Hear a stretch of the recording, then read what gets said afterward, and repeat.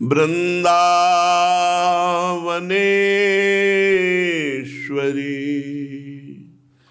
तवैव पदारविंदम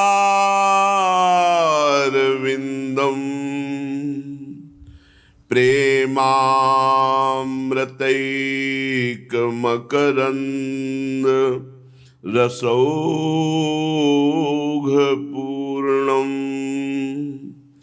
हृद्यर्पितं मधुपते स्मरतापमुग्रं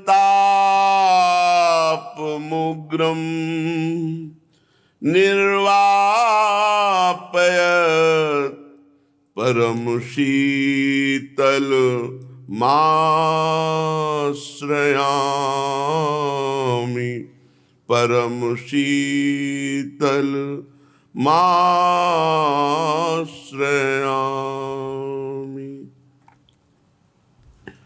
परम सच्चिदानंद घन प्रेमानंद स्वरूप नवनिभृत निकुंज महामहिम परम पावन श्री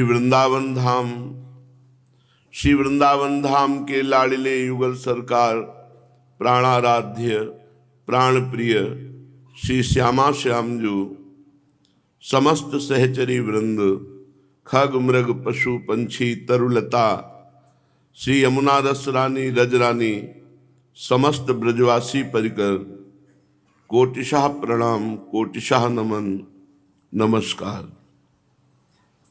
लाडली लाडली लाडली राधा राधा राधा राधा।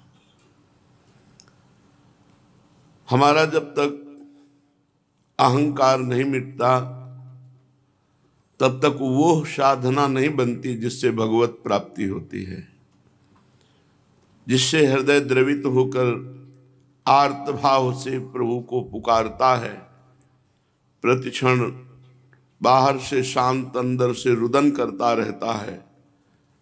ये स्थिति अहमता और ममता के गलित हो जाने से होती है। जब किसी भी कार्य में संकल्प नहीं बना और अहंकार नहीं जुड़ा, जिसमें अहंकार जुड़ जाता है वो भगवत प्राप्ति के योग्य नहीं रहता, शुभ कर्म बन जाता है। और जिस कर्म में संकल्प नहीं बनता और अहंकार नहीं बनता वो भगवत प्राप्ति के योग्य हो जाता है। और ममता किसी वस्तु व्यक्ति स्थान पर नहीं, एकमात्र महारानी जू के गोरे चरणारविंद में, लाल जू के श्याम चरणारविंद में, इनके नाम में, इनके रूप में, इनकी लीला में हो गई भगवत प्राप्ति। दो ही हैं जिनको समेटना है, ममता कहीं होने न पावे और अहंकार किसी क्रिया में न हो। वही क्रिया दिव्य साधना बन जाती है जब अहंकार रहित होती है। श्रीपाद प्रबोधानंद जी यही कह रहे हैं, यत्नैर्मिथ्या दुर्ग्रह ग्राहमेतं द्राक् सत्यज्याहम ममेति ग्रसिष्णुम। ये ममता ग्रस लेती है, अहंकार ढक देता है ज्ञान को। इसलिए संसारांभो राशि मुत्तीर्यतीरं गत्वा नंदम बिंद वृंदावनंत। श्रीपाद कह रहे हैं, मित्र, ये अहमता ममता ही जगत में बांधने वाली है।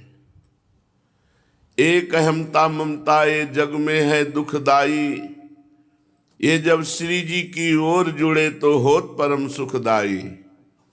मात तात सुतदार देह में मति अरुझय मति मंदा, हित किशोर को है चकोर तू लख वृंदावन चंदा। वृंदावन चंद का साक्षात्कार करने के लिए जो बाधा है वो अहंकार और ममता है। सबकी ममता ताग बटोरी, मम पद मन बांध बर डोरी। और अहंकार बिल्कुल नहीं, मेरे प्रभु के द्वारा ही मेरे हृदय का संचालन हो रहा है, अब त्रिगुणात्मिका माया के द्वारा नहीं। इसलिए किसी भी शुभ से शुभ कार्य का संकल्प ना बनने पावे। अशुभ की तो बात जाने दो, शुभ का भी संकल्प ना बने। बिना संकल्प के चेष्टा हो और बिना आसक्ति के प्रीति में व्यवहार हो, वो उपासक इस संसार रूपी महान समुद्र को पार कर जाता है। संसाराम्भोरा से मुत्तीर तीरम गत्वा, वही किनारे लग पाता है। ये हमता ममता श्री जी की ओर लगे तो होत परम सुखदाई, तो कैसे लगे? तो बोले रसिक मंडली में यातन को नीके ढंग लगाओ, दंपति यस गाओ हर्षाओ, हित सोरी झिरी जाओ, देवन को दुर्लभ नर देही, तैने सहज ही पाई, मन भाई निधि पाई, फिर क्यों जान बूझ बिसराई। रसिक मंडली में यातन को नीके ढंग लगाओ। रसिक मंडली में इस शरीर को सेवा में लगा दो तो तुम्हारा अहंकार नष्ट हो जाएगा, और उनकी वचन माधुरी में चित्त जोड़ दो तो ममता नष्ट हो जाएगी, क्योंकि उनके वचनों में प्रियालाल की महामहिमामयी वो लीलाएं, वो नाम महिमा, जिससे संसार का राग नष्ट होता है। बिना रसिक मंडली के ये हमता ममता समेटने वाली नहीं। रे मन रसिकन संग बिन रंच न उपजय प्रेम, रंच मात्र प्रेम नहीं उपज सकता है भगवत प्रेमी महात्माओं का संग ना हो। तो श्रीपाद कह रहे हैं आ जाओ वृंदावन, रसिकों का संग करो और इस अहमता ममता को मिटा दो। एकमात्र प्रियालाल के चरणों की स्मृति रह जाए तो तुम अभी भगवत प्राप्त हो गए। अभी अचाह स्थिति भगवत प्राप्त है, आर्त भाव भगवत प्राप्त है, दैन्यता भगवत प्राप्त है। ये हमारे अंदर बिल्कुल नहीं है। चाह पे चाह है, अहंकार है।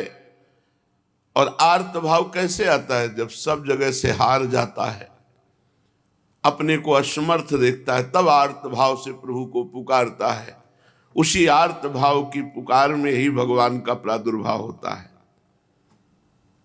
श्रीपाद कह रहे ये जन्म केवल भगवत प्राप्ति के लिए है, इसलिए योषित पिंडे किम न पश्यस अंध प्रत्यक्षम यत् प्रक्षरे छिद्र के भ्राता कांतत्व चमत्कार मात्रा वृंदारण्य उपेक्षा से हा धिक्कार है उसको जो अपने शरीर में हम करके पुरुष का पराई स्त्री की तरफ दोष दृष्टि से देखता है। ज्ञान दृष्टि से देखो क्या है। भजन नहीं करोगे तो ये ज्ञान दृष्टि टिकेगी नहीं। भजन टिकाता है। ज्ञान दृष्टि से श्रीपाद कह रहे देखो क्या है। योषित पिंडे किम न पश्यत अंधम, अरे अंधे तुझे दिखाई नहीं दे रहा कि जैसे तेरी चमड़ी शरीर में लगी हुई अंदर मांस है, छिद्र है, बस ऐसा ही है। क्यों बावरा बन रहा है, अपने जीवन को नष्ट कर रहा है। पर स्त्रियों की तरफ काम भाव से देखने से अपनी आयु नष्ट होती है, सुकृत नष्ट होते हैं, तेज नष्ट होता है, बुद्धि भ्रष्ट होती है। कितनी हानि ही हानि है। अरे अंधे तू क्या नहीं देख रहा है कि केवल ऊपर से चमड़ी लगी हुई है, अंदर सब गंदा ही गंदा है। भ्राता, हे भाई, कांतत्व केवल चमड़ी का चमत्कार है। जैसे रेशम के बढ़िया थैले में अंदर मल भर दिया जाए और ये आप देख लो, फिर क्या उस रेशम के थैले को आलिंगन करोगे? क्या आपको विष्ठा ही दिखाई देगा। ऐसे ही ज्ञान नेत्र प्रकट हो जाए तो आपको घृणा हो जाएगी संसार के भोगों से। ब्रह्मादिक के भोग सब विष सम लागत ताहि, नारायण ब्रज चंद की लगन लगी है जाहि। कनक मरकताभे दिव्य धामनः किशोरे, मिथ उदित मुखेन्दु नस्त चक्षुश्चकोरे, विहरति ही वृंदा कानने चित्त चोरे, मम तदति विचेष्ये यामि नान्यत्र घोरे। हे भाई, वृंदावन में एक कनक के समान जिनके श्रीअंग की कांति है, 7 कुंभ तनु गोरी, तपाए हुए स्वर्ण की कांति। और मरकताभे, एक है मरकतमणि, इंद्रनील मणि श्याम मनोहर, 7 कुंभ तनु गोरी। ये दिव्य धाम न, इसी वृंदावन दिव्य धाम में किशोरे मिथ उदित ये यहां प्रकाशित हो रहे हैं। तो भाई एक बार इनको देखने की ठान लो कि वृंदावन में विराजमान नित्य बिहारी, रास बिहारी श्री प्रिया प्रीतम, एक बार मैं इनका साक्षात्कार करूंगा। ऐसा हृदय में लगाकर लगन, और वृंदावन की बीथियों में खोजो उनको, राधा राधा राधा पुकारते हुए। ये अन्यत्र घोर संसार में भोगों की खोज में बहुत जन्म लगा दिए, एक जन्म प्रिया प्रीतम की प्राप्ति के लिए लगा दो। आहा न महता मप्यत्र किम हंत मोहा, क्षमयति हठादियद ब्रह्मता मीश तांच। आहा, यदि आप नहीं चाहते तो कोई महापुरुष आपको कैसे बचा सकता है संसार से? ध्यान दीजिए। आहा न महता मप्यत्र किम हंत मोहा, यदि तुम मोह से युक्त होकर संत महापुरुषों पर भाव नहीं कर पाते, श्रद्धा विश्वास पूर्वक उनकी बात नहीं मानते, तो फिर कोई भी महापुरुष तुम्हारा कल्याण करने में समर्थ नहीं है। मोह का नाश करो। किसी भी रसिक महापुरुष के चरणों का आश्रय ले लो। न कलयति स राधा नूपुर ध्वनि मुग्धो हरि रवि रहदाढ़ा संति वृंदावने चेत। यदि तुम किसी रसिक महापुरुष का आश्रय ले लोगे और उनके द्वारा बताए हुए नाम मंत्र को जपोगे, तो तुम्हारे कानों में वो नूपुर ध्वनि सुनाई देगी प्रिया की, जो श्री हरि के चित्त को चुरा लेती। नूपुर ध्वनि वो प्रियाजू की नूपुर ध्वनि है, जिनकी नूपुर ध्वनियों से अनेक मंत्रों का प्रादुर्भाव हुआ है। ऐसी नूपुर ध्वनि है जो स्वयं हरि सुनकर मोहित हो जाते हैं। फिर क्या तुम्हारा मन बुद्धि चित्त अहंकार ये अंतःकरण चतुष्टय प्रेम में नहीं डूब जाएगा? डूब जाएगा। और बिना रसिक महापुरुष की कृपा के ये मार्ग ही नहीं मिलता है। तो नूपुर ध्वनि और बंसी ध्वनि सुनने की तो बात जाने दो, भावना ही नहीं बन पाएगी। जब बड़े बड़े योगिंद्रों मुनिंद्रों की भावना नहीं बन पाती, तो साधारण जीव की क्या, पर रसिक महापुरुष मिल गए तो अब कुछ दुर्लभ बात नहीं है।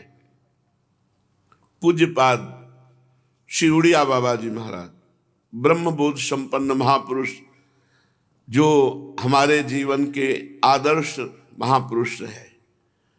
गंगा किनारे सब कुछ छूट गया, पर वाणी बाबा की छवि, बाबा के वचन ही पूरा जीवन है। जो वैराग्य हुआ वो बाबा के वचनों में ही स्थिति रही। जहां एकांत में स्वाध्याय करते एक आग लग जाती। क्या बाबा पहुंचे हुए महापुरुष को विषय भ्रष्ट कर सकते हैं? हां, कर सकते हैं। विषय की महान शक्ति ज्ञानी, भक्त और विद्वान, इनको भी परास्त कर सकती है। भक्त नारद जी ब्याह के लिए तैयार हो गए, और परम ज्ञानी ब्रह्मा जी भी हैं, बृहस्पति जी भी हैं, और इनके चरित्र आपने पीछे सुने हैं। विषय की महान शक्ति ज्ञानी, भक्त और विद्वान को भी क्षोभ करा सकती है। अतः जो निरंतर भजन करता है उसको कोई परास्त नहीं कर सकता।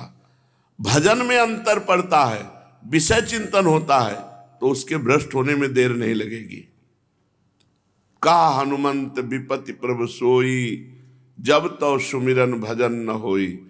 जिस क्षण भगवान का सुमिरन और सेवा नहीं हो रही, उसी समय अटैक हो जाएगा माया का और आप परास्त हो जाएंगे।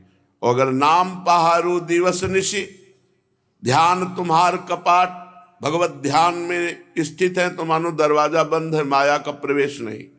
नाम निरंतर चल रहा तो नाम महाबली पहरेदार है, काम क्रोध लोभ हृदय में प्रवेश नहीं करेंगे, करेंगे तो नष्ट हो जाएंगे, तुम्हें नष्ट नहीं कर पाएंगे।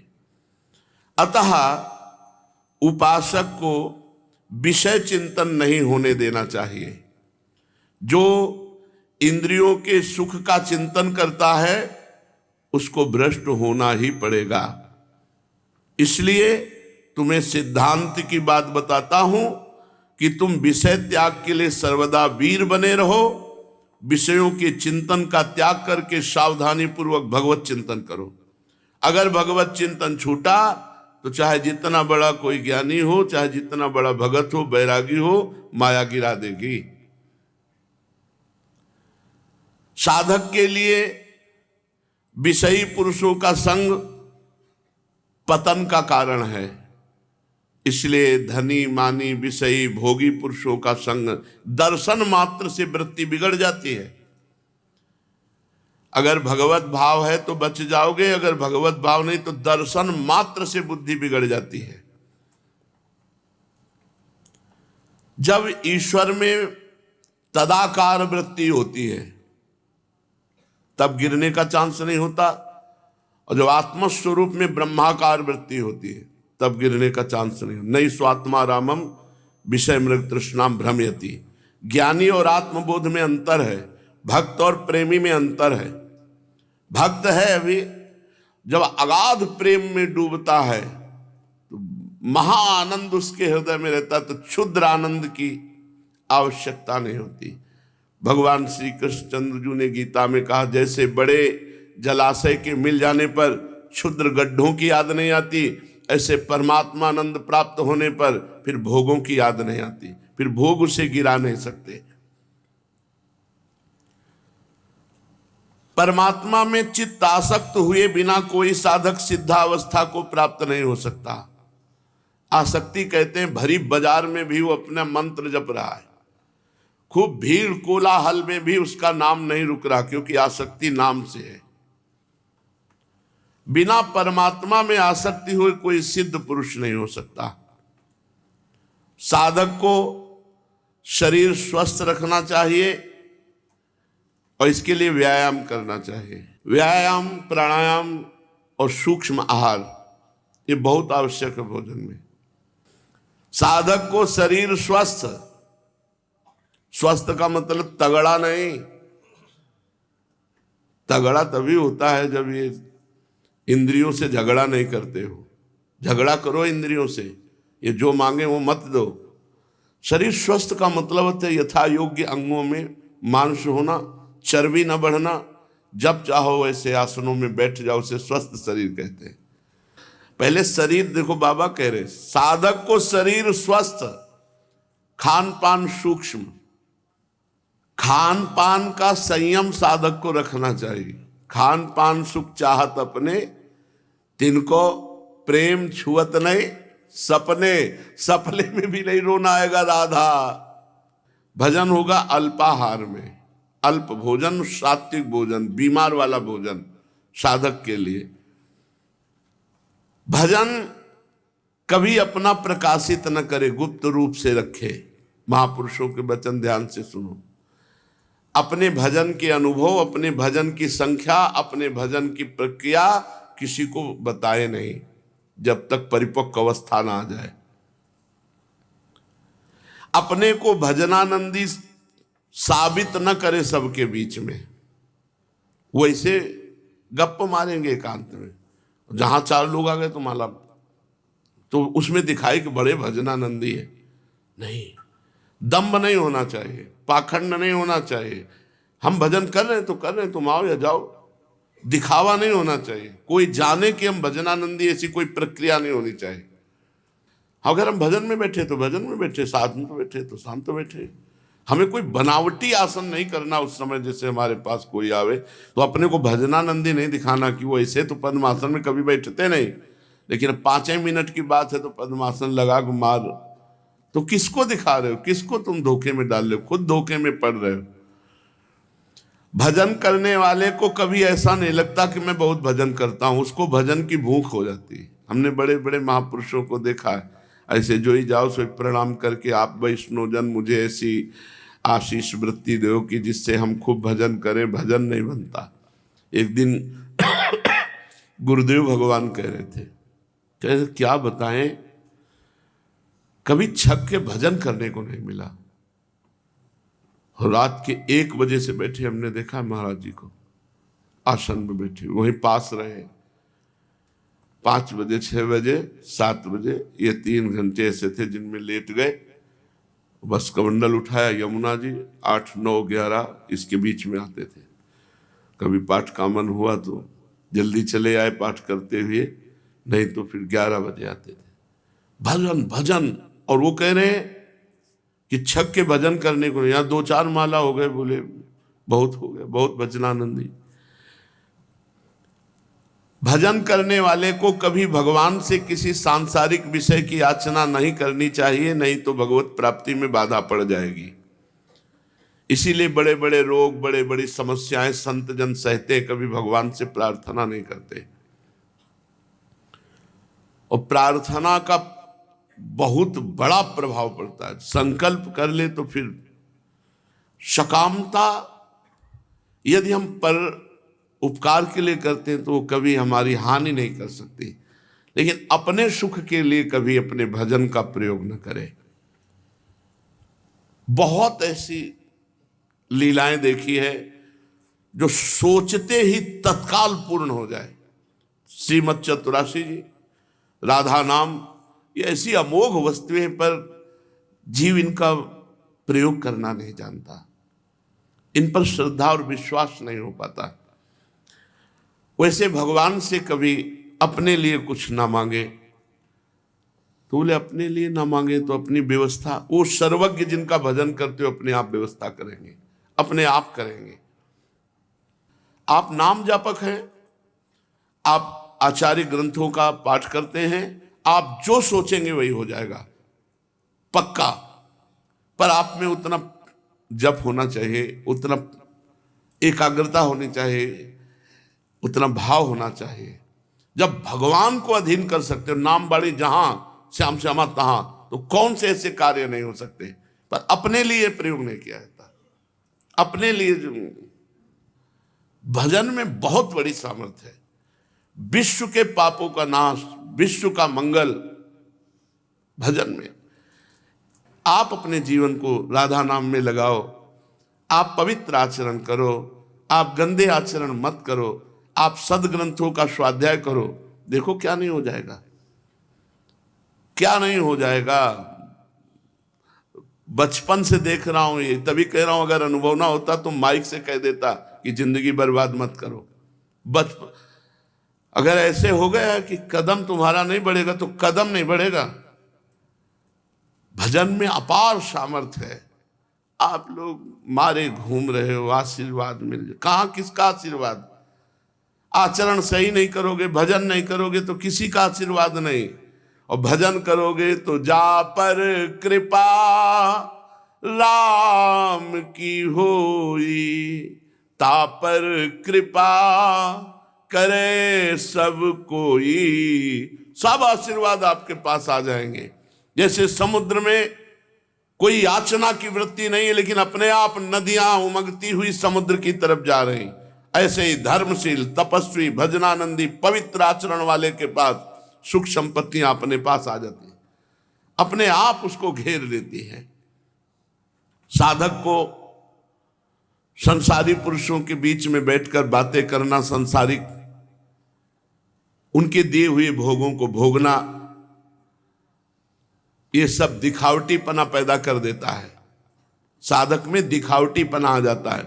बहुत बड़े सिद्ध महापुरुष के वचन है।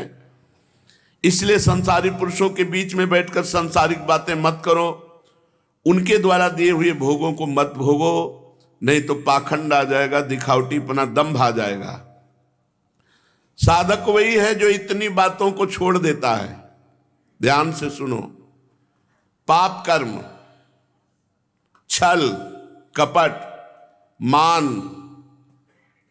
आवश्यकता से अधिक वस्तुएं, धन, स्त्री की आसक्ति, परनिंदा, परचर्चा, अहंकार, पाखंड, अगर इन दोषों को त्याग दे तो बहुत जल्दी भगवदानंद आ जाए। बहुत जोर की माया है, एक घुसा दोष तो 10 को बुला लेगा। परदोष दर्शन साधक को भगवत प्राप्ति के मार्ग से हटा देता है। परदोष दर्शन, दूसरे में दोष देखने वाला भगवत मार्ग का अनुयायी नहीं हो सकता।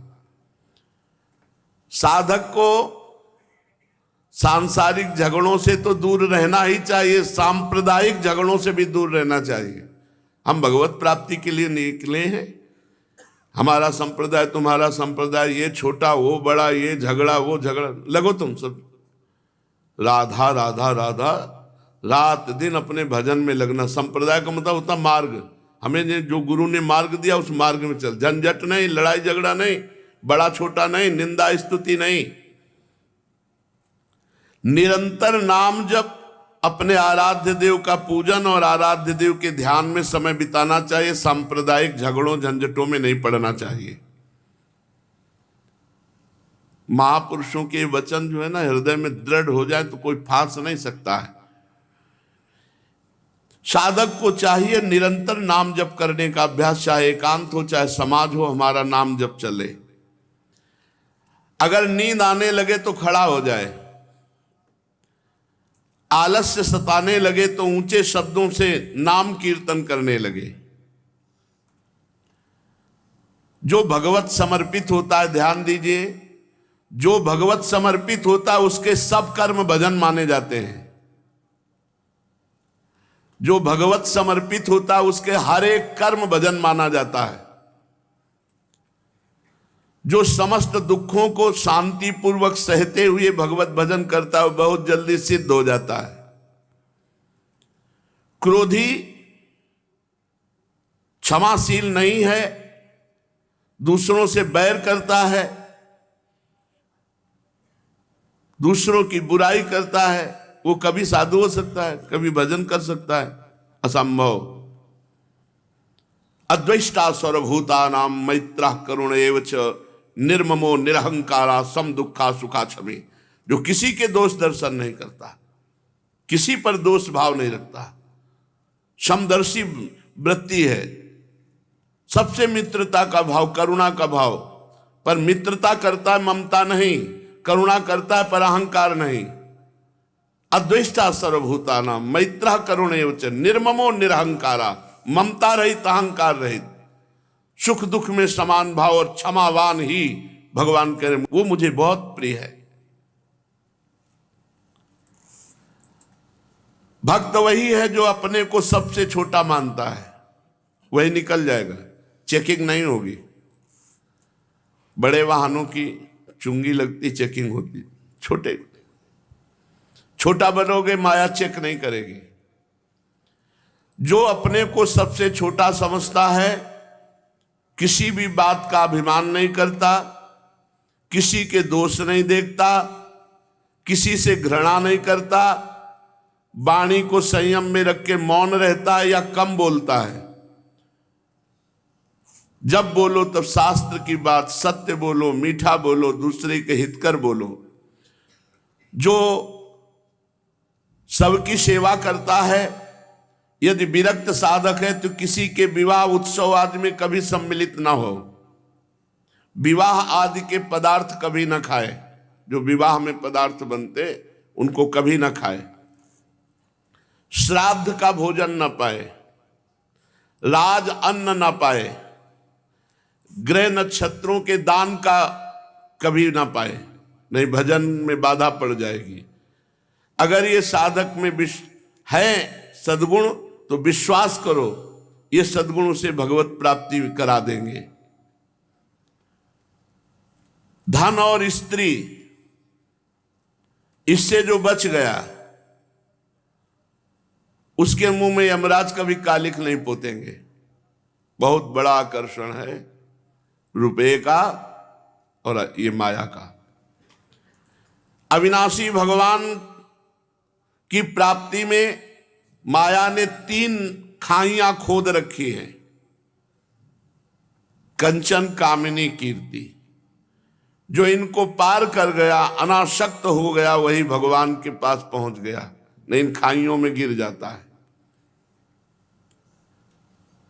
दीनता, भगवत चिंतन और सद्गुरु अधीनता ये साधक को सिद्ध बना देती है। दीनता, भगवत चिंतन और सद्गुरु की अधीनता, गुरु की अधीनता। भजन में ये 5 विघ्न हैं जो भजन होते हुए भी भगवदानंद नहीं होने देंगे। लोक में मान प्रतिष्ठा को स्वीकार कर लेना, मेरी देश देशांतर में ख्याति हो जाए ऐसा संकल्प बना लेना, हमारा बैंक बैलेंस बहुत जोर का हो जाए, धन लाभ हो जाए, कोई सुंदर स्त्री देख करके भोग वासना उदय हो गए, या जो हम सोचे जो चाहें वो हो जाए, ये 5 बातें भजन के फल को उदय नहीं होने देती। भगवदानंद, लोक में मान प्रतिष्ठा की चाह, देश देशांतर में ख्याति होने का संकल्प, और हमारा अधिक से अधिक धन संग्रह, बैंक बैलेंस, स्त्री रूप में आसक्ति और संकल्प सिद्धि, जो चाहो वो हो जाए, इससे भगवत प्राप्ति नहीं होती। ये साधन भगवत प्राप्ति करा देते हैं। पहला, सहन करना है, सब कुछ सहन करना है, गाली सहन करना है, निंदा सहन करना है, भूख प्यास सहन करना है, सर्दी गर्मी सहन करना है, मान अपमान और भजन के सुख को भी सहन करना है, उसमें फूलना नहीं है। दूसरा, अव्यर्थ कालत्व, एक क्षण भी समय भजन के बिना ना जाए, कबहू काल वृथा नहीं जाए, एक सेकंड भी भजन से अलग न जाए। तीसरा, पदार्थ पास होते हुए भी भोगने की इच्छा ना होना, भोग सामग्री पास है पर भोगने की इच्छा नहीं है। पहला है सहनशील, बहुत, ये तितिक्षा साधु का आभूषण है, गहना है, सहनशील, सब कुछ सहना है, एक क्षण भी व्यर्थ न जाए ऐसे भजन में लगे रहना है। और ऐसा वैराग्य कि पास में भोग सामग्री भोग सकते हो लेकिन ना ही भोगने की इच्छा ही नहीं, ऐसा वैराग्य। अपने इष्ट देव का निरंतर चिंतन, निरंतर, समुत्कंठा नाम गाने सदा रुचि, उत्साह पूर्वक अपने इष्ट का नाम, जैसे हम 500 रुपया गिनने में उत्साह नहीं रखते, इतने हो गए, ऐसे अधिक से अधिक नाम जप, समुत्कंठा नाम गाने सदा रुचि, लोभी जी में प्रिय दाम, ऐसे मुझे भगवान नाम प्रिय हो।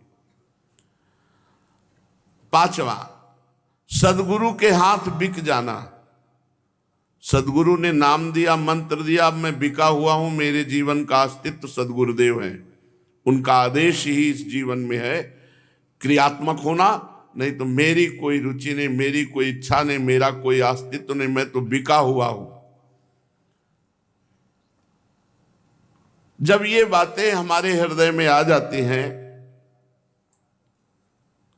तो क्रोध करने वाले पर क्षमा, अपमान करने वाले का भी मंगल भावना, ये दिव्य सद्गुण उसके अंदर आ जाते हैं।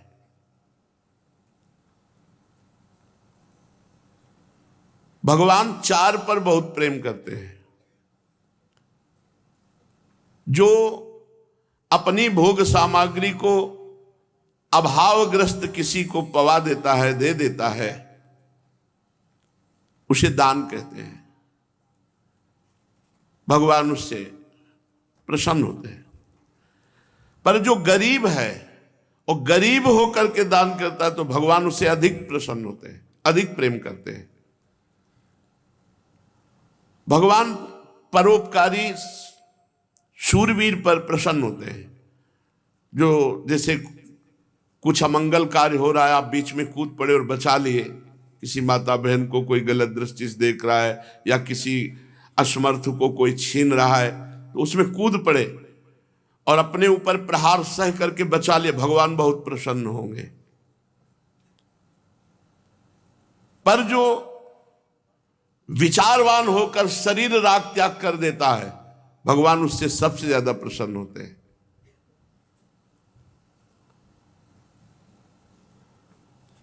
भगवान भजन करने वालों पर प्रसन्न होते हैं, पर जो बाल्यावस्था से भजन करता है उससे भगवान बहुत प्रसन्न होते हैं।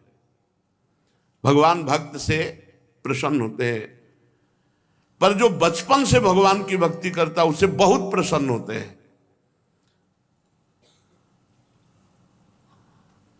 अब भगवान क्रोध किस पे करते हैं? जिसके पास बहुत धन होता है और वो केवल अपने भोग में ही प्रयोग करता है, भगवान उस पर क्रोधित होते हैं। जो धनी हो करके भी गरीबों के खून चूसते हैं, उन पर भगवान विशेष क्रोधित होते हैं। कैसे गरीबों के खून चूस? लेबर है, खूब मेहनत करवा रहे हैं, वो बेचारा कर रहा है, अब उसको समय से पैसा नहीं दे रहे, कम पैसा दे रहे, नहीं दे रहे, ये खून चूसना हुआ, खून पसीने की कमाई, ऐसा होता है। ऐसे लोगों पर भगवान बहुत नाराज होते हैं। भगवान क्रोध करते हैं उस पर जो लोभी होकर के, धनी होकर के, महान धनी है पर वो अपने भोग सामग्री को किसी पर हित नहीं करता, तो भगवान को गुस्सा आता है। हमने इतना तुम्हें दिया है परोपकार के लिए, लेकिन जो धनी होकर गरीबों को चूसता है, भगवान उस पर विशेष क्रोधित होते हैं। जैसे भजन करता है तो भगवान प्रसन्न होते हैं, पर बचपन से जो भजन करता है उस पर भगवान विशेष प्रसन्न होते हैं। दान करता है भगवान प्रसन्न होते हैं, पर जो गरीब होकर दान करता है भगवान उस पर विशेष प्रसन्न होते हैं। जो दूसरे की रक्षा करता है भगवान उस पर प्रसन्न होते हैं, पर जो अपने शरीर का राग मिटा देता है भगवान उस पर विशेष प्रसन्न होते हैं। दूसरा, भगवान पाप करने वाले पर क्रोधित होते हैं, किंतु जो बुढ़ापे में पापाचरण करता है उस पर अधिक क्रोधित होते हैं। जैसे जवानी में कुछ गलती हो गई तो फिर नाम जप करके प्रायश्चित करके उसको हटाओ, लेकिन अब बूढ़े हैं और गलत चाल चल रहे हैं, गलत रास्ता, गलत भाव, गलत आचरण, तो भगवान चौथेपन आ गया, मरने जा रहे हो फिर भी रामकृष्ण हरि नहीं जप रहे इधर उधर, तो उनको ज्यादा भगवान उन पर क्रोधित होते हैं। भगवान अहंकारी पर क्रोधित होते हैं, परंतु जो शास्त्र ज्ञानी होकर भक्त होकर अहंकार करता उस पर विशेष क्रोधित होते हैं। क्रिया भ्रष्ट पर भगवान क्रोधित होते हैं, किंतु जो साधु होकर क्रिया भ्रष्ट होता है उस पर भगवान विशेष क्रोधित होते हैं। ये चार बातें पूज्यपाद श्री उड़िया बाबा जी के वचन, इन महापुरुषों के वचन गुप्त ही शास्त्रों में रखे, इसलिए भगवत प्रेरणा से आप लोगों के कान में बिल्कुल एक शब्द भी भगवान के वचन के समान है, एक शब्द भी मिस्टेक नहीं। पूरे जीवन भर ये हमारा मतलब संविधान समझो, जैसे भारत का संविधान ऐसे भागवतिक संविधान, ये सदैव हमारे पास सब कुछ छोड़ दिया है। ये बगले में रहे, इनके बिना हम जी नहीं सकते, और आज भी ये जीवन धन है, यही आदर्श है। इन महापुरुषों के आदर्श से ही जीवन चलता है और इन्हीं के बल से ही चला जा सकता है। चलते हैं श्रीमद् भागवत महापुराण। अभी आपने सुना भगवान को अहंकारी पसंद नहीं। भगवान ने देखा देवराज इंद्र को अहंकार हो गया है, तो जिसका अहंकार बढ़ जाता है फिर भगवान उसका घटाते हैं, बहुत अच्छे तरह से घटा देते हैं।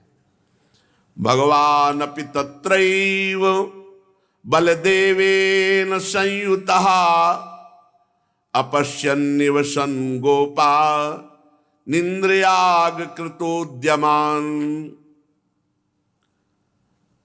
भगवान श्री कृष्ण बलराम वृंदावन में रहकर अनेक प्रकार की लीलाएं कर रहे हैं। एक दिन देखा कि बड़े कचौड़ी पकौड़ी पुआ खीर और बड़ी सब व्यवस्था हो रही। अंतर्यामी सर्वज्ञ भगवान सब कुछ जानते हैं, उनसे कोई बात छिपी नहीं है। सब जानते हुए भी अनजान बन करके नंद बाबा के पास गए और विनय पूर्वक कहा, बाबा ये सब बूढ़े बूढ़े ब्रजवासी वहां भी बैठे थे, ये सब लोग कौन सा उत्सव आ गया कि आज घर घर में पकवान बन रहे हैं, सब बड़ा भोग तैयार हो रहा है, ये कौन सा उत्सव है और इसका फल क्या है और किस उद्देश्य से कौन लोग किन साधनों के द्वारा ये यज्ञ किया करते हैं? बाबा आप मुझे अवश्य बताइए। देखो मेरे आप पिता हो, मैं आपका पुत्र हूं और ये बातें सुनने के लिए मुझे बड़ी उत्कंठा भी है। पिताजी, जो संत पुरुष हैं उनको हृदय से यदि जो अपना मानते हैं तो सब बातें बता देते हैं, छुपाते नहीं अपने। जिनकी दृष्टि में अपने पराये का भेद नहीं है, जिनका ना कोई मित्र है ना शत्रु है ना उदासीन, तो छिपाने की कोई बात नहीं रहती। इसलिए आप कृपा करके बताइए कि क्या उत्सव हो रहा है। बाबा ये मनुष्य समझे बेसमझे अनेक प्रकार के कर्मों का अनुष्ठान करता है। मुझे लगता है समझ बूझकर यदि कर्मानुष्ठान किया जाए तो ज्यादा लाभ मिले, बेसमझी से लाभ नहीं मिलता। अतः इस समय आप लोग कौन सा क्रिया योग करने जा रहे हैं, ये शास्त्र सम्मत है या लोक सम्मत है? मैं जानना चाहता हूं, आप कृपा करके बताइए। नंद बाबा ने कहा, लाला ये भगवान इंद्र की पूजा की व्यवस्था हो रही। भगवान इंद्र मेघों के स्वामी हैं और समस्त प्राणियों को जीवन दान देने वाला जल मेघ बरसाते हैं। मेरे प्यारे लाला, हम समस्त ब्रजवासी उन्हीं देवराज इंद्र की पूजा की व्यवस्था कर रहे, इंद्र यज्ञ, इंद्र याग। इन्हीं सामग्रियों से भगवान इंद्र का पूजन करेंगे, क्योंकि वही वर्षा करते हैं, उसी से घास तृण आदि, उसी से हमारी गौओं का हमारा पालन पोषण होता है। शास्त्र भी कहता है यज्ञ से बचे हुए अन्न से जो सेवन किया जाता है उससे धर्म अर्थ काम त्रिवर्ग की पूर्ति होती है। तो किसान आदि की, गौचारण आदि की वृत्ति तो वर्षा से ही पूर्ण होती, इसलिए हमारे भगवान देवराज इंद्र हैं और यह कुल परंपरा से चला रहा है। कुल परंपरागत चला आने वाला उत्सव या पूजन काम लोभ भय अथवा द्वेष से नहीं छोड़ना चाहिए, क्योंकि परंपरागत है, उसी का हम लोग पालन कर रहे हैं। भगवान ब्रह्मा शंकर आदि का शासन करने वाले श्री कृष्ण चंद्रजू नंद बाबा और ब्रजवासियों से बात सुनी और मन ही मन विचार किया, देवराज इंद्र तुम्हारे अभिमान को मैं चूर्ण करूंगा, क्योंकि तुम्हें गर्व हो गया कि मैं त्रिभुवन पति हूं। भगवान ने कहा, पिताजी प्राणी अपने कर्म के अनुसार ही पैदा होता है और कर्म के अनुसार ही मर जाता है। उसे उसके कर्म के अनुसार ही सुख मिलता है, दुख मिलता है, भय मिलता है, मंगल मिलता है, अमंगल मिलता है। भाई ये बिल्कुल बात भगवान जगत गुरु श्री कृष्ण चंद्र जो बोल रहे हैं। अब इसी में किसी का जंतुर क्या करेगा, हमें बताओ। किसी का किसी भी तरह का छूछा क्या करेगा। कर्मणा जायते जंतु कर्मणैव विलीयते सुखम दुखम भयम क्षेमम कर्मणैवाभिपद्यते। सारा खेल इस मन का है। एक आदमी को जो तुम अच्छा समझते हो बुद्धिमान, 10-20 लोग केवल तैयार हो जाओ अलग अलग, राधे श्याम तुम्हें दिमाग में कुछ हो गया क्या? नहीं, कुछ लक्षण तो ऐसे लगते हैं कि खसक गए हो, तो मतलब थोड़ा पागल हो गए। आगे फिर तीसरा मिला, ऐसे 10 दिन करो, दंडवत यार कुछ तुम्हारे दिमाग में हो गया, उसको लगने लगेगा मेरा दिमाग खराब होने लगा है क्या। जैसा हमारे सामने दृश्य होता है, जैसी बातें होती हैं, वो हमें महसूस होने लगता है। ये केवल मनोयोग है। नहीं, एक आदमी श्री राघवाश्रम स्वामी जी जो आते थे वो बता रहे थे कि एक आदमी को डॉक्टर ने कह दिया था कि तुम जल्दी ही मरने वाले हो, उसने भोजन छोड़ दिया, इसी चिंता में एकदम सूख गया। स्वामी जी गए तो घर वालों ने बताया कि ये हालत है इनकी, डॉक्टर ने कह दिया है, होगा कोई रोग। स्वामी जी बड़े विवेकी, बहुत विवेकी थे, बहुत विवेकी, बड़े ही तपस्वी भजनानंदी। उन्होंने कहा मैं हस्तरेखा देखना जानता हूं, तुम मुझे दिखाओगे? उसे विश्वास था, दिखा दी। बोले वो डॉक्टर ने जो कहा था सही था, लेकिन वो समय निकल गया। बड़े विवेक से मारा कि डॉक्टर की बात अगर हम झूठी कहेंगे तो उनका डॉक्टर ने जो कहा था सही कहा था, लेकिन वो समय निकल गया, अब तुम सब। बोले सही? बोले हाँ। बोले खाओ। अरे भोजन पान सब टाइम। वो मरणासन में पड़ा था। मनोयोग का बहुत बड़ा प्रभाव होता है। देखो मनोयोग से हम प्रसन्न है ना, देखो शरीर बड़ा रोगी, बड़ा कष्टप्रद है, लेकिन आनंद है। मनोयोग, कर्मणा जायते जंतु कर्मणैव विलीयते, कर्म का सारा प्रभाव होता है। कुछ किसी का छूछा जादू मंत्र कुछ नहीं करेगा। जैसे मानो हम तुम्हारे मन की बातें जान गए, हम अपने मन की 24 घंटा की बात जानते तो कुछ नहीं संभाल पा रहे, तुम हमारे 2 मिनट की बात जान गए तो क्या संभाल दोगे? कोई संभाल देगा? कोई संभला? भगवान की बात समझो। कर्मणा जायते जंतु कर्मणैव विलीयते, सुखम दुखम भयम क्षेमम कर्मणैवाभिपद्यते, अस्ति चेदीश्वर कश्चित।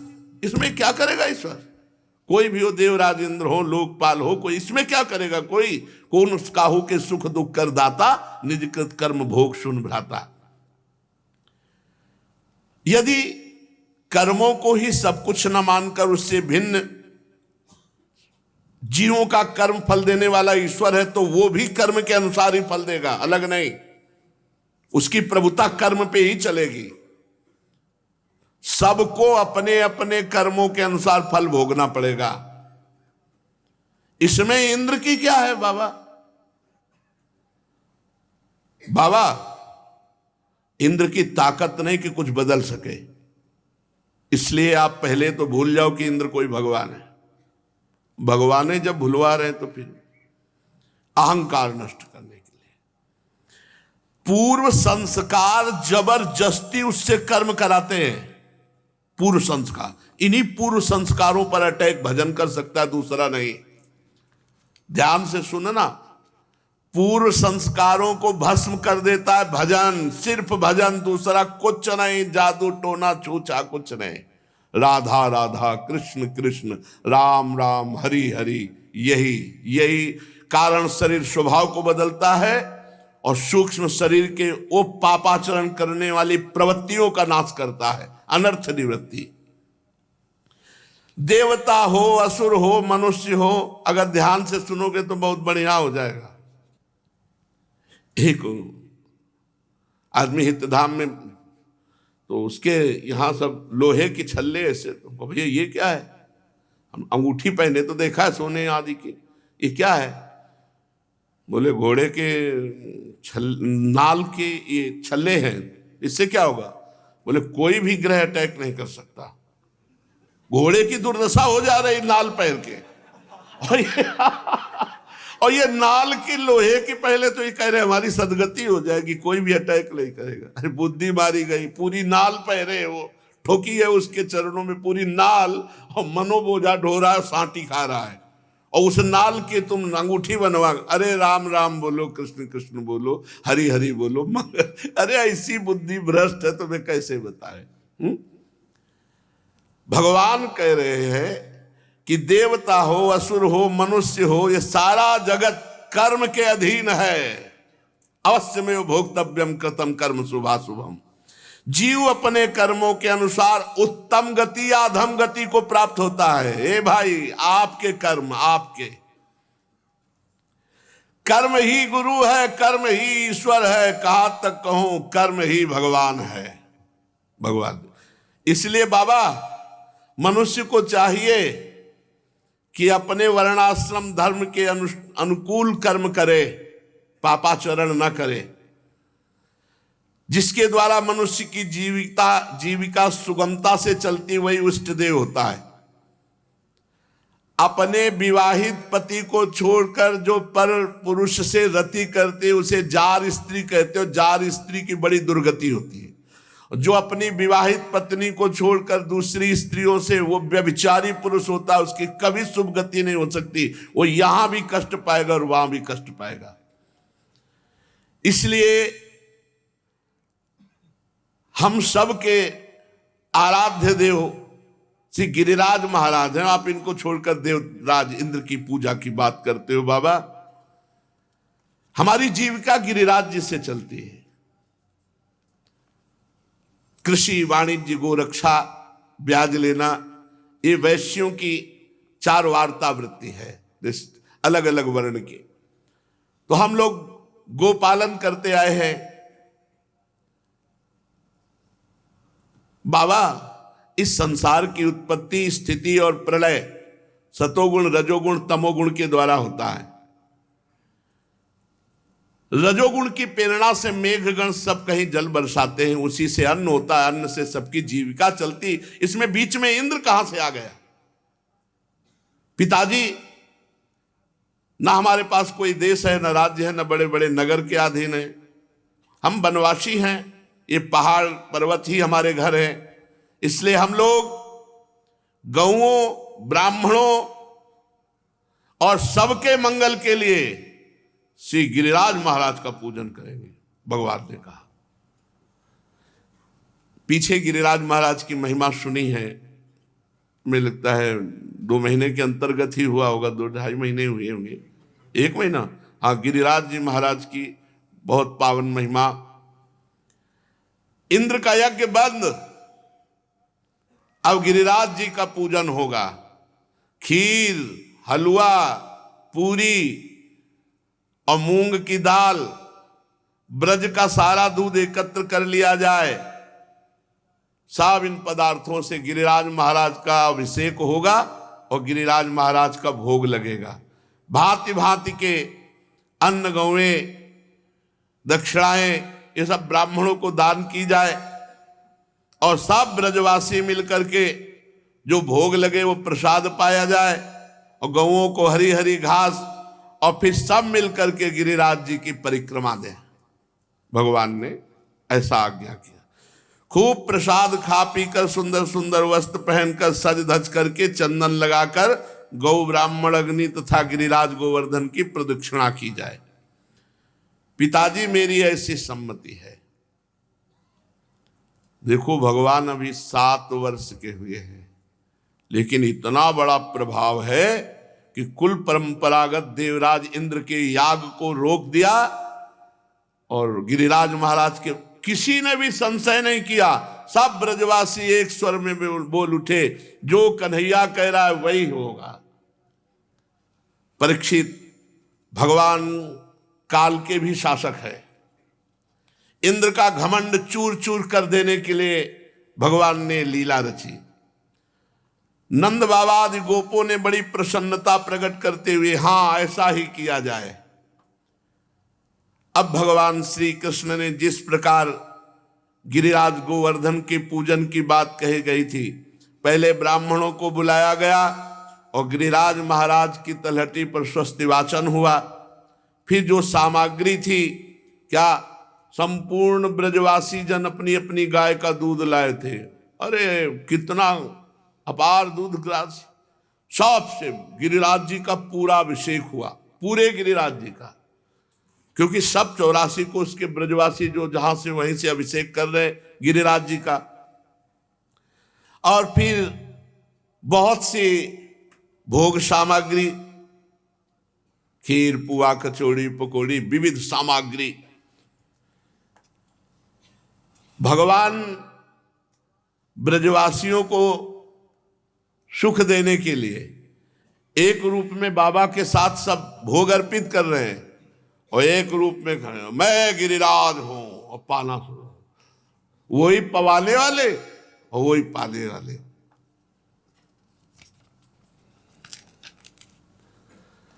भगवान श्री कृष्ण, कृष्ण स्त्वन्यतमं रूपम गोप विश्रंभणम गतः शैलोस्मीति ब्रुवन् भूरि बलिमादत बृहद बपुहु। विशाल स्वरूप धारण करके नील मेघ कांति, मैं गिरिराज गोवर्धन हूं, पवाओ।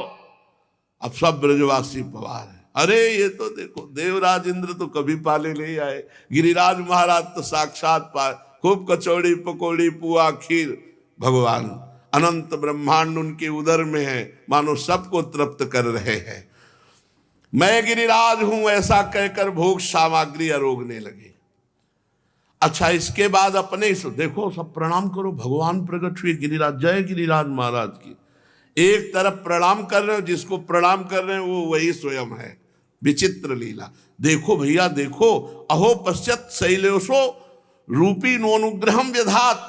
देखो गिरिराज महाराज हम पर कृपा करके प्रकट हुए। बोलो गिरिराज महाराज की जय। सब ब्रजवासी जन गिरिराज महाराज को प्रणाम कर रहे। भगवान भी ये चाहे जैसा रूप धारण करें, बड़े ही सुंदर है। गिरिराज में विशाल काय रूप धारण, मैं गिरिराज हूं। साक्षात श्री कृष्णचंद्र जी ही गिरिराज हैं। इनके स्पर्श से, दर्शन से बहुत जल्दी अंतःकरण पवित्र होता है। जो कामनाएं करे, पक्का जो कामनाएं करे उस कामनाओं की पूर्ति करने में समर्थ है। पर ठीक से परिक्रमा लगाओ। ये बीड़ी सिगरेट मसाला ये सब नहीं, मौन, और दाहिने लघुशंका नहीं, दाहिने थूकना नहीं, किसी की वार्ता मत करो, केवल भगवत चर्चा या नाम जप या मौन। और पूरे 21 किलोमीटर में महाराज विराजमान है। एक परिक्रमा करके देखो कैसा आह्लाद होता है, कैसा आनंद होता है।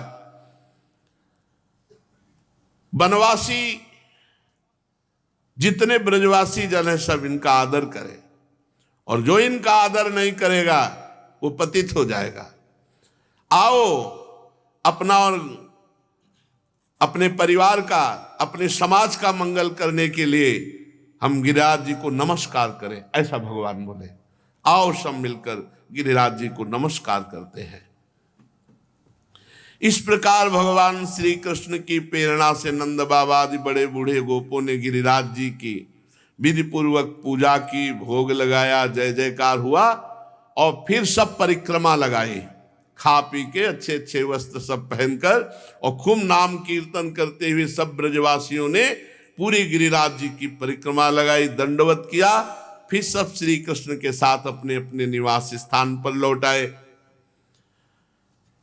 इंद्र पुआ पूरी पाने के लिए एक दिन उपवास पहले किए थे कि ब्रजवासी जन पवाएंगे, चक हुआ एक भी गुलगुला नहीं मिला। ये ग्रामीण 56 भोग है। गांव में भी गिरिराज जी की पूजा होती दीपावली के। हाँ, अगले दिन जो है अन्नकूट मनाया जाता है, गोबर के गिरिराज जी बनाए जाते हैं, सीके और मोरपंख खड़े कर दिए जाते, गांव में भी होता है। और फिर खूब अच्छे अच्छे भोग पदार्थ। तो अच्छे अच्छे में क्या हुआ, देखो सबसे अच्छी चीज जो होती है गुझिया है। गांव में गुझिया, पेड़ा, बर्फी ऐसे बनाए, और बस गुलगुला, पुआ, कचौड़ी, पूड़ी और सब्जी और खीर, कढ़ी, चावल, पकौड़ी वाले, इतने पदार्थ तो हमने देखे गांव में। इसके बाद तो यहाँ आकर के देखे 56 भोग। काशी में तो धतूरा, अकौड़ा, अकौड़े का फूल, बहुत विचित्र बाबा है।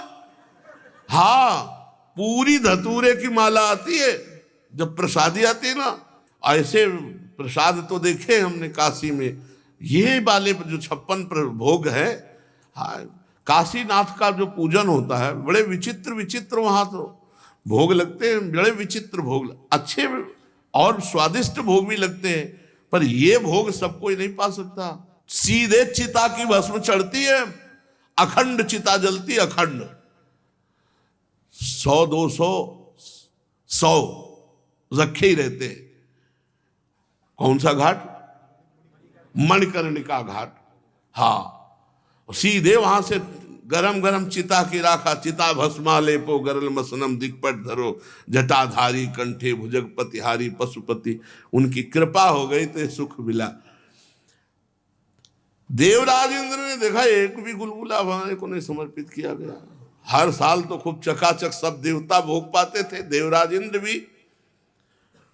पूछा भाई इस बात ब्रज 84 कोस से एक भी पुआ पूरी गुलगुला ले समर्पित हुआ? बोले नहीं होगा, बंद। तुम्हारा बंद अब भोग किसने बंद किया? बोले कृष्णचंद्र जी ने, कन्हैया ने। अब तो भारी क्रोध देवराज इंद्र को आ गया। इंद्र को अपने त्रिभुवनपति होने का घमंड था, इसलिए भगवान ने उनके घमंड को चूर कर दिया। तिलमिला उठे क्रोध से देवराज इंद्र, और जो सृष्टि का विनाश करने के लिए सांवर्तक नाम के मेघगण हैं, उनके बंधन छोड़ दिए और आदेश किया, जाओ ब्रज को प्रलय रूपी जल से नष्ट कर दो। अब सांवर्तक नामक गण, मेघगण ब्रज पर आ गए। देवराज इंद्र का ग्वाल बालों का इतना घमंड कि हमारा पूजन छोड़ दिया। सचमुच एक बालक के कहने पर देखो बुद्धि खराब हो गई, बुद्धि खराब हो गई। और इन असुरों से जब इनकी पिटाई हुई थी ना, तो यही सब ब्रह्मा जी के पास जाके अवतार के लिए प्रार्थना किए थे। बड़े स्वार्थी देवता है, जरा सा कचौड़ी पकौड़ी गुलगुला नहीं मिले तो भगवान को अपशब्द बोलने लगे।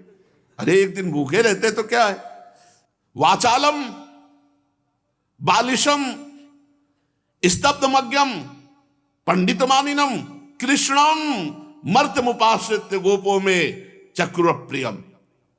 ए वाचालम बहुत बोलने वाला, बालिशम नादान, स्तब्धमज्ञम अभिमानी, पंडितमानिनम अपने को बड़ा ज्ञानी मानने वाला, मृत्यु का शिकार, मुझ देवराज इंद्र की अवहेलना कर दी। ऐसी वर्षा करवाऊंगा कि सब पशु पक्षी सब स्त्री पुरुष सब मर जाएंगे केवल वर्षा में ही। मोटी मोटी खंभे की धार, बूंदे नहीं, ऐसे। सामर्थक में एक से कहा, जाओ इनके सब का संहार करो और मैं स्वयं आता हूं वज्र लेकर, और महापराक्रमी मरुदगणों के साथ एक भी ब्रजवासी नहीं बचने पाएगा। मेघों को आज्ञा दे दी देवराज इंद्र ने, उनके बंधन खोल दिए। भगवान ने देखा कि ऐसा मेघ तो प्रलय के समय होता है। बिजली ऐसी कड़कड़ाहट, आंधी की प्रेरणा, बड़े बड़े बादल और ओले बरसने लगे, और ऐसे खंभे के समान मोटी की धार, खंभा जैसे मोटा ऐसे धार गिर रही, मोटी मोटी खंभे की धारा। ब्रज भूमि में हाहाकार मच गया। अब तो सबके प्राण जीवन धन भगवान श्री कृष्ण ने देखा। हर ब्रजवासी भींज रहा है, ठिठुर रहा है, कोई आश्रय नहीं, कोई अपने बच्चों को छुपा रहा है, कोई ऐसे वर्षा। हा कृष्ण, हे श्री कृष्ण, अब तुम्हारे भाग्य से ही हमारी रक्षा होगी। ब्रजवासियों ने कांपते कांपते कहा, प्यारे श्री कृष्ण, हम ब्रजवासियों के एकमात्र तुम रक्षक हो। भक्तवत्सल इंद्र के क्रोध से अब तुम ही हमारी रक्षा कर सकते हो। भगवान ने देखा कि इंद्र तो भारी वर्षा, ओले की वर्षा, ये तो हमारे समस्त ब्रजवासियों का मंगल कर देगा। भगवान ने कहा, इंद्र तेरा यज्ञ भंग किया इसलिए तू ब्रज का नाश करना चाहता है। देख, तू अभी मेरी शक्ति को नहीं जानता, मेरे प्रभाव को नहीं जानता। जो मूर्खतावश तू अपने को देवराज इंद्र मानकर मेरे प्रिय भक्त ब्रजवासियों को कष्ट देना चाहता है। नहीं, भगवान के जनों को। अरे देवता तो सतोगुण प्रधान होते हैं, तुम्हें ऐश्वर्य और पद का घमंड है, तो अभी मेरी योग माया को तुम नहीं जानते हो। मैं तुम्हारा मान भंग करूंगा और इसमें तुम्हारा मंगल होगा। जब तुम्हारा अहंकार नष्ट होगा तो तुम्हारा मंगल होगा। ये सारा ब्रज मेरे आश्रित है, मेरे द्वारा स्वीकृत है, और इस ब्रज का मैं एकमात्र रक्षक हूं, और मेरे ब्रजवासियों को कोई कष्ट दे ये मैं सह नहीं सकता हूं। मेरे ब्रज 84 कोष में जो रह रहे उनका कोई अमंगल कर सके नहीं, मैं इनका एकमात्र रक्षक हूं। मन्नाथम मत परिग्रहम। देख, मैं अपनी योग माया से तेरे को जवाब देता हूं, क्योंकि भक्त और संत इनकी रक्षा करना मेरा व्रत है। ओहो, क्या चिंता, स्वामी को चिंता है। जब भीष्म जी ने प्रण लिया कि कल पांचों पांडवों को जीवित रहूंगा तो मार डालूंगा, और 5 बाण निकाल के रख लिए, ये बात जब भगवान को पता चली तो पांडवों के शिविर में गए तो सब चद्दर तान के सो रहे थे। उठाया और कहे, भीष्म जी ने प्रतिज्ञा की है कि कल तुम 5 का वध कर देंगे। जानते हो भीष्म प्रतिज्ञा? बोले हाँ प्रभु। फिर तुम चैन से सो क्यों रहे हो? बोले तुम बेचैन हो ना, इसीलिए मैं चैन से सो रहा हूं। जिसकी रक्षा के लिए तुम बेचैन हो तो अब मुझे क्या चिंता है। भगवान अपने भक्त और संतों का रक्षा करना व्रत, ये स्वयं उनका। इसलिए तस्मान मच्छरणम गोष्ठम मन्नाथम मत परिग्रहम गोपाए स्वात्म योगे ने स्वयं में व्रत आहिता। हमें क्या पुकारना कि आप हमारी रक्षा करो, उनका खुद व्रत है ये। शरणागत मत शरणम, जो मेरी शरण में है, जो शांत है, जो भक्त है, उसकी रक्षा करना ये मेरा व्रत है, मेरा प्रण है। शक्रदेव प्रपन्नाय तवास्मीति च याचते अभयम सर्वभूतेभ्यो ददाम्ये तद व्रतम मम। एक बार जो मेरी शरण में आके कह दे, हे हरि मैं आपका हूं, उसका ठेका ले लेता हूं, मैं पूरे जीवन का ठेका ले लेता हूं। भगवान कहते ये मेरा व्रत है। ददाम्ये तद व्रतम मम सर्वभूतेभ्यो अभयम, चराचर जगत से उसे अभय कर देता हूं। अगर ऐसी बात सुनकर भी भगवान की शरणागति की इच्छा ना हो तो समझना चाहिए बहुत कठोर हृदय है। एक बार जो वचन की भी शरणागति ले लेता है भगवान उसे नहीं छोड़ते। पर निर्भय निश्चिंत निश्चोक तभी होता है जब हृदय से शरणागत हो जाता है। भगवान उसकी जिम्मेवारी ला। तस्मात् मत शरणम गोष्ठम मन्नाथम मत परिग्रहम। भगवान कह रहे मैं व्रतम आहिता, ये मेरा व्रत है, ये मेरा भगवान का व्रत है, बस वही रक्षा करते हैं। भगवान समस्त ब्रजवासियों से कहा, जिन गिरिराज जी को तुमने भोग लगाया वही तुम्हारी रक्षा करेंगे। सब ब्रजवासी एक दूसरे को पुकार करके ब्रज 84 कोस में एक क्षण में समाचार, सब गिरिराज जी की तलहटी में चलो। और भगवान गिरिराज जी के समीप जाकर जैसे बरसाती छत्ते को, बरसाती छत्ता देखा है, जब पानी बहुत गिरता है तो ऐसे छोटे छोटे निकलते हैं, ऐसे जैसे बच्चा कोई बरसाती छत्ते को उखाड़ करके हाथ में ले ले, ऐसे भगवान गिरिराज गोवर्धन को वैसे उठा लिया। ऊपर से सुदर्शन चक्र का तेज, एक बूंद भी पानी ब्रज में नहीं। नीचे भगवान शेष जी ने ऐसा रज में घुसकर अपने आप को मेड़ बना ली कि गिरिराज गोवर्धन की तलहटी गुफा में एक बूंद पानी नहीं। ऊपर सुदर्शन चक्र, नीचे भगवान शेषनाग अपने शरीर की बाउंड्री में, और ब्रजवासी सब अंदर। सोचो भगवान की योग माया का प्रभाव। 84 कोस में रहने वाले ब्रजवासी, गऊ बछड़ा सब गिरिराज गोवर्धन को भगवान अपनी इस अंगुली पे धारण किए हुए 7 दिन 7 रात्रि।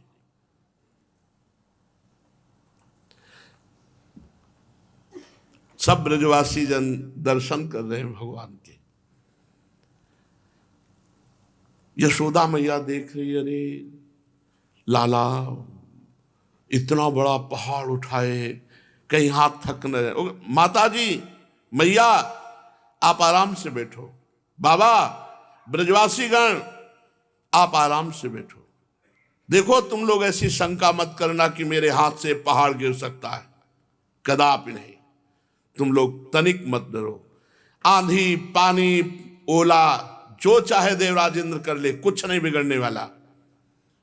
भगवान श्री कृष्ण ने सबको आश्वासन दिया।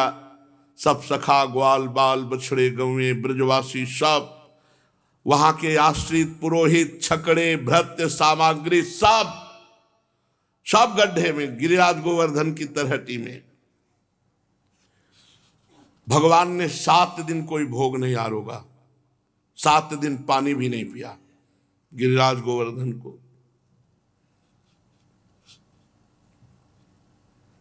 7 दिन 7 रात खड़े रहे, न कुछ खाना न पीना, ना आराम न विश्राम। 7 दिन 7 रात लगातार उस गिरिराज गोवर्धन को उठाए रखे, एक डग भी वहां से हिले नहीं। सखागण भी, अरे कन्हैया, अपनी अपनी लाठी सब लगाए, तू हाथ हटा ले, थोड़ा आराम कर ले। भगवान ने कहा भैया ये लाठियों से रुकने वाला नहीं। अरे यार कन्हैया, तू क्या समझता है कि तू ही बलवान है? भगवान ने कहा अच्छा देख ला जरा से ऐसे। अरे कन्हैया, तो फिर भगवान ने 7 दिन 7 रात तक अखिल जगत का भार उठाने वाले प्रभु के लिए गिरिराज जी को उठाना खिलवाड़ ही तो है। पर हमें ये अखिल ब्रह्मांड नायक प्रभु के रूप में नहीं, या नंद बाबा के लाडले 7 वर्ष के सब ब्रजवासियों के लिए गिरिराज जी को, श्री कृष्ण की असीम महिमा को देखकर इंद्र का घमंड चूर हो गया कि सारा प्रयास किया, एक भी बछड़ा नहीं मरा, एक भी ब्रजवासी नहीं मरा, एक भी सामग्री नहीं बिखरी, सब के सब गिरिराज जी की तलहटी में सुरक्षित। और भगवान का सुदर्शन चक्र पहले से ही घूम रहा है, ब्रज में एक बूंद भी पानी ऊपर ही सब भस्म कर दे रहा है। महान सामर्थ। जब गोवर्धनधारी भगवान श्री कृष्ण ने देखा कि देवराज इंद्र का घमंड चूर हुआ और अपने गण वापस किए, आकाश से बादल हटे, सूर्य देखने लगा, तब ब्रजवासियों ने कहा कन्हैया सब बंद हो गया। सब ब्रजवासी कन्हैया की एक नवीन जयकार लगाते हैं, गिरिराज धरन की, गिरिराज धरन की, गिरिराज धरन की। चारों तरफ से असंख्य ब्रजवासी कन्हैया की जय जयकार। भगवान ने कहा सब बाहर निकलो। पहले सब गाय बछड़े सब लेकर के ब्रजवासी जन बाहर निकले। फिर भगवान ने गिरिराज जी को पधराया और आप बाहर निकले। भगवान की असीम सामर्थ। भगवान ने कहा मेरे प्यारे गोपो, जिसकी मैं रक्षा करता हूं उसे कोई भय नहीं प्रदान कर सकता। सच्ची मानिए, ये हृदय की बात कहते हैं। भगवान का हो के देखो, अनंत जन्मों से हम जल रहे हैं, कोई हमारा रक्षक नहीं है। संकट में पड़ने पर कोई नहीं है, प्राणांत होने पर कोई नहीं है। यही हमारे मित्र, यही हमारे साथी, ये इनको हम भूल गए हैं, संसार को अपना मानते हैं। इनके भूलने की हमें दंड दशा मिल रही, दुर्दशा मिल रही कि काम क्रोध आदि हमको जला रहे हैं। इनकी स्मृति प्राप्त हो जाए फिर वो परमानंद है, कैसे तुम्हें बताएं। भगवान ने ब्राह्मण पत्नियों को कहा मेरे अंग संग से उतना प्रेम नहीं होता जितना मेरा स्मरण करने से, मेरी लीला कथा सुनने से, मेरा नाम जपने से होता है। भगवान की इच्छा शक्ति ने पूर्ण ब्रजमंडल को सुरक्षित, एक पत्ता भी नष्ट नहीं हुआ, एक पत्ता भी नहीं झड़ा। देवराजेंद्र का घमंड चूर हो गया। सर्वशक्तिमान भगवान श्री कृष्ण सबके देखते देखते गिरिराज महाराज को वहीं विराजमान कर दिया। अब तो सब ब्रजवासियों का अपार प्रेम, दौड़ दौड़ कर कोई चूम रहा है, कोई गले लगा रहा है श्री कृष्ण को। पर्वत रखते ही सब ब्रजवासियों का प्रेम उमड़ पड़ा। भैया तेरी कृपा से हम सब ब्रजवासी बचे, तेरी कृपा से हम सब ब्रजवासी पुनः मिल रहे हैं। कोई हृदय से लगा रहा है, कोई चूम रहा है, कोई माथे पर आशीर्वाद दे रहा है। बड़ी बूढ़ी गोपियां दही चावल मंगल तिलक कर रही, आशीर्वाद दे रही कन्हैया को। यशोदा जी, रोहिणी जी, नंद बाबा, बलराम, ये सब हृदय से लगा रहे बार बार कन्हैया को। कन्हैया तूने संपूर्ण ब्रजवासियों को बचा लिया। बचा लिया था नहीं है, वो आज भी बचाएंगे हमें। जो हमारे पाप कर्म हैं, जो हमारे दुष्ट स्वभाव हैं, जो हमारे नीच आचरण हैं, ये जब हम पर आक्रमण करेंगे तो भगवान हमको अपनी कृपा से बचाएंगे, क्योंकि उन्होंने हमें ब्रजवास दिया है, उन्होंने अपनी शरण में लिया है। अब वो उनकी तरफ से कमी नहीं होने वाली, कमी हमारी तरफ से है, होती रहेगी, पक्का होती रहेगी। वो हमारी कमियों को ना देखें, वो अपने व्रत का पालन करें, हमारा परम मंगल होगा। यशोदा मैया ने हृदय से लगाया, मस्तक चूमा, आशीर्वाद दिया। परीक्षित बड़े बड़े सिद्ध ऋषि मुनि गंधर्व चारण भगवान पर फूलों की वर्षा कर रहे, स्तुति कर रहे, शंख बज रहा है, नौबत बज रही, तुम्बुर आदि गंधर्वराज भगवान की मधुर लीला का गान कर रहे हैं। अब भगवान बाबा और मैया के साथ बगल में बलराम जी चल रहे हैं। अपने प्रेमी ग्वाल बालों के साथ प्रेममयी गोपियों की आकर्षणमयी हृदय की वृत्ति से जो आशीष निकल रहे, उनको सुनते हुए संपूर्ण जगत को प्रेम दान करने वाले भगवान गोवर्धनधारी आनंद मगन होकर चल रहे। ब्रजवासी जन उनकी लीलाओं का गान कर रहे, सब सुख पूर्वक आकर अपने घरों में निवास किया। देवराज इंद्र आते हैं और भगवान के चरणों में नतमस्तक होकर क्षमा मांगते हैं। ये प्रसंग आगे श्रवण करेंगे। श्री राधा वल्लभ लाल की।